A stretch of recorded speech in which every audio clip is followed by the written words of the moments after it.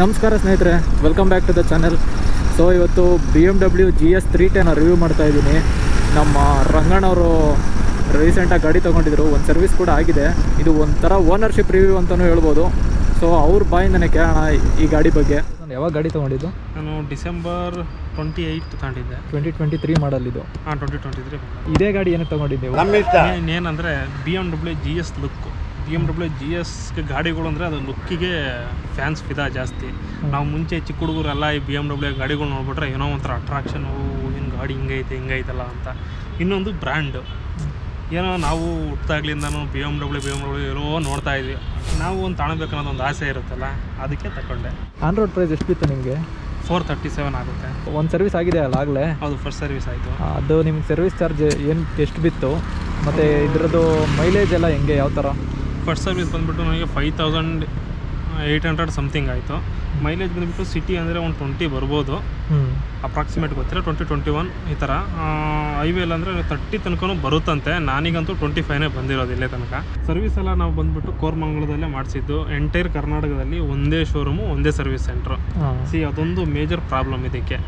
ಅದು appoint basis ಮೇಲೆ ಹೋಗಬೇಕು. ನಾವು ಇವತ್ತು ಅಪಾಯಿಂಟ್ಮೆಂಟ್ ತಗೊಂಡ್ವಿ ಅಂದರೆ 3 ದಿನಕ್ಕೆ ಸಿಗುತ್ತೆ, 4 ದಿನ, ಡಿಪೆಂಡ್ ಅಪಾನ್ ವೆಹಿಕಲ್ ಯಾವ ಥರ ಇರುತ್ತೋ ಅಲ್ಲಿ ಒಂದೇ ಹತ್ರನೇ ಮಾಡಿಸ್ಕೋಬೇಕಾಗಿರೋದು ಸರ್ವಿಸು. ಎಲ್ಲಿ ಇಡೀ ಕರ್ನಾಟಕದಲ್ಲಿ ಎಲ್ಲೇ ತಗೊಂಡ್ರು ಒಂದೇ ಕೋರಮಂಗಲ ಒಂದೇನೆ. ಅದು ಬೆಂಗಳೂರಲ್ಲಿರೋರಿಗೆ ಸ್ವಲ್ಪ ಅಡ್ವಾಂಟೇಜು, ಹೋಗಿ ಬರ್ಬೋದು.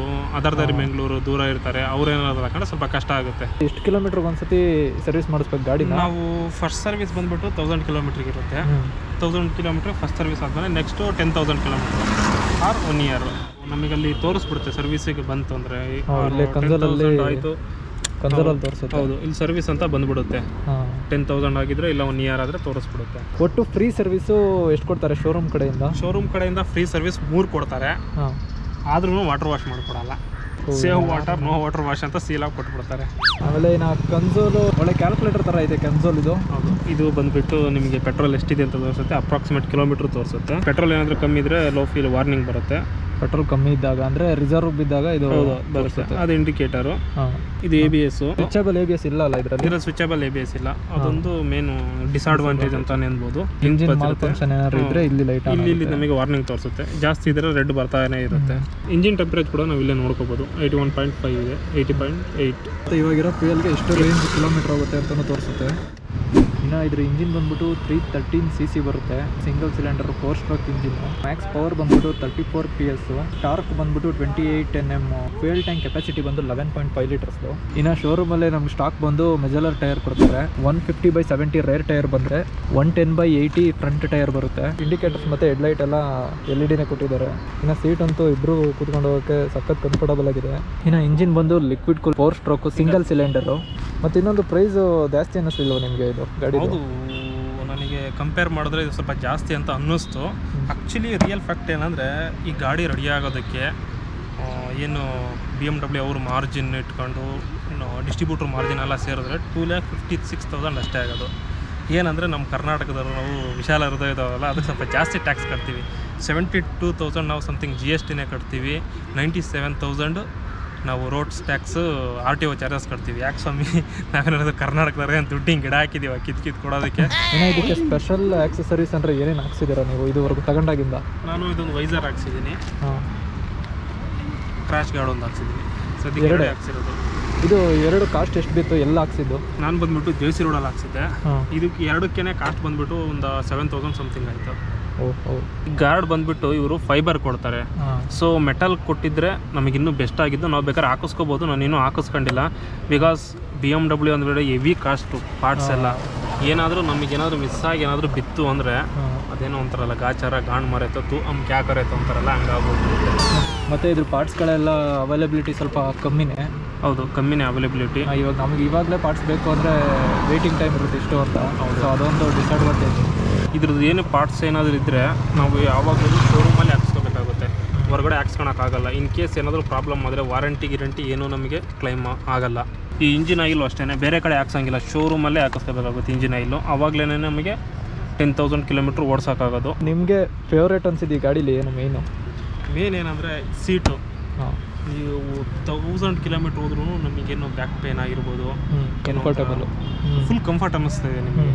ಇನ್ನೊಂದು ಸಸ್ಪೆನ್ಷನ್ ಮಾತ್ರ ಇದರಲ್ಲಿ ನೆಕ್ಸ್ಟ್ ಲೆವೆಲ್ ಅನ್ಬೋದು. ಕಂಪೇರ್ ಮಾಡಿದ್ರೆ BMW ಸಸ್ಪೆನ್ಷನ್ ನೆಕ್ಸ್ಟ್ ಲೆವೆಲು. ನಾವು 100 ಕಿಲೋಮೀಟರ್ದಲ್ಲಿ ನಾವು ಹಂಪಾರಿಸಿದ್ರು ನನಗೇನು ಅಂಥ ದೊಡ್ಡದಾಗಿ ಮೇಜರಾಗಿ ಎತ್ತಾಕಿತ್ತು ಅಂತ ಏನು ಅನ್ನಿಸಿಲ್ಲ.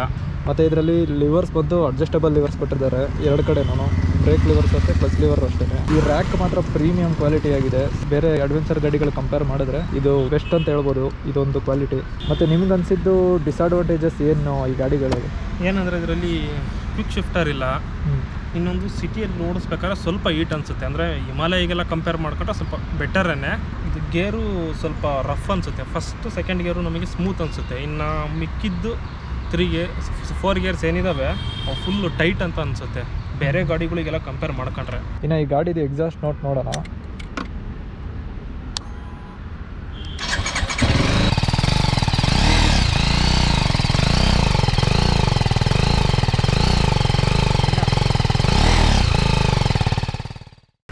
ಸೊ ಇನ್ನು ಈ ಗಾಡಿ ಓಡಿಸಿ ನೋಡೋಣ ಹೆಂಗಿರುತ್ತೆ. ಓ, ಸಸ್ಪೆನ್ಷನ್ ಮಾತ್ರ ಸಕ್ಕದಾಗೈತೆ. Sofa same.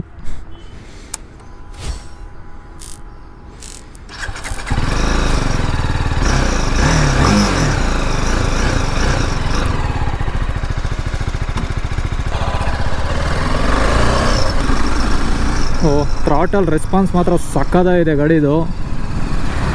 ಇನ್ನು ಸ್ವಲ್ಪ ಹೈಟ್ ಫೀಲ್ ಆಗ್ತೈತೆ. ನಾನು 5.9 ಇದ್ದೀನಿ.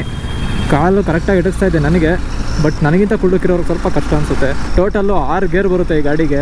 ಮೇಜರ್ ಒಂದು ಡಿಸ್ಅಡ್ವಾಂಟೇಜ್ ಏನು ಈ ಗಾಡಿದು ಅಂದರೆ ಪ್ರೈಸ್ ಏನೇ 4 lac something. 313 cc 4 lac something ಜಾಸ್ತಿ ಆಯಿತು. ಇದೇ ಸೆಗ್ಮೆಂಟಲ್ಲಿ ಬರೋ ಬೇರೆ ಗಾಡಿಗಳು ಕಂಪೇರ್ ಮಾಡಿದ್ರೆ ಇದಕ್ಕಿಂತ ಸ್ವಲ್ಪ ಜಾಸ್ತಿ ಫೀಚರ್ಸೇ ಕೊಟ್ಟಿರ್ತಾರೆ. ಫಾರ್ ಎಕ್ಸಾಂಪಲ್ಲು ಕ್ವಿಕ್ ಶಿಫ್ಟರ್ ಆಗಿರ್ಬೋದು.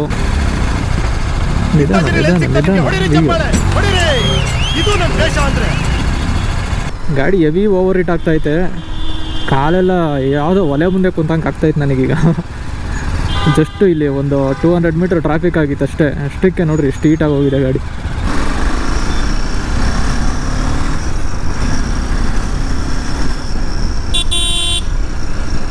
ಹಾರನ್ನು ಸಕ್ಕದಾಗಿದೆ.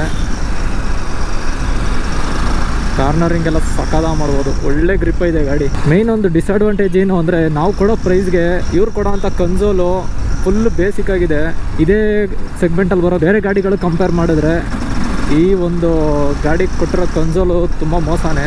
ಸ್ವಲ್ಪ ಬ್ಯಾಡ್ ರೋಡ್ಸಿಗೆ ತೊಗೊಂಡು ಹೋಗೋಣ ಹೆಂಗಿರುತ್ತೆ ಗಾಡಿ ಅಂತ.